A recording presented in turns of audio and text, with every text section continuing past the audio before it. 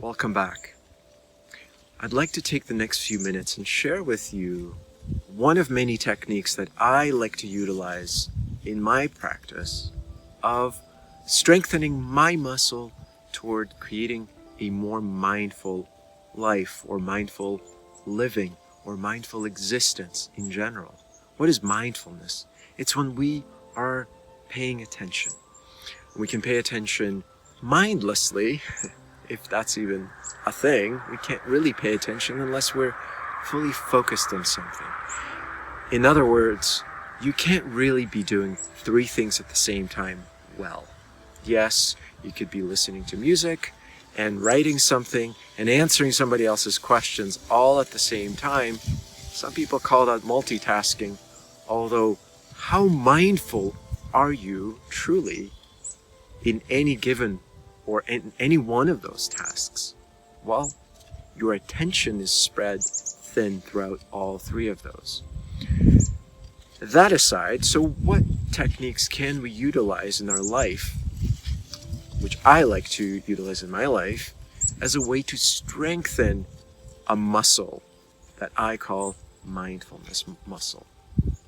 I was having a conversation with my daughter who shared with me that she learned that if you're using your non-dominant hand, non-dominant side, so for example, if you're left-handed dominant, you're going to use your right side. If you're right-handed dominant, you're going to use your left side as your non-dominant side.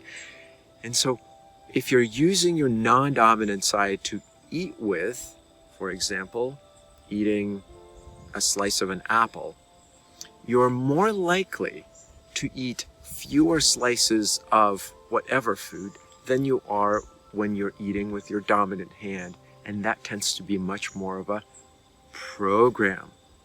And I asked her a question, well, why do you think we are more likely or less likely to eat more food with our non-dominant hand? She contemplated and she thought, well, it requires more effort. And that's precisely what the answer is. It requires more effort, more intention, and attention. And that is the practice of mindfulness. So when we're using our dominant hand, we are more likely to have a program that's mindless. And that's helpful in the instance of learning to brush your teeth. Every time you brush your teeth, you don't want to have to relearn the task, but you are wanting to refine and bring a lot more attention to the task that you've already learned how to do it. It's just like riding a bicycle. You learn how to do it, and then, as you may know, it's a muscle memory where your body knows how to turn the pedals. Your mind doesn't have to make any more additional connections, and it becomes an unconscious act. Same thing with eating. Same thing with brushing teeth. So imagine brushing your teeth or eating with a non-dominant hand. You're more likely to pay more attention to the act of brushing. You're more likely to pay attention to when you bring food towards your mouth. So it requires more effort and more attention, and it slows you down. So now what you're doing is you're strengthening your unconscious. First, your conscious mind is the effort that it takes for that particular task or event in your life until it becomes more unconscious, of course, as you've mastered it.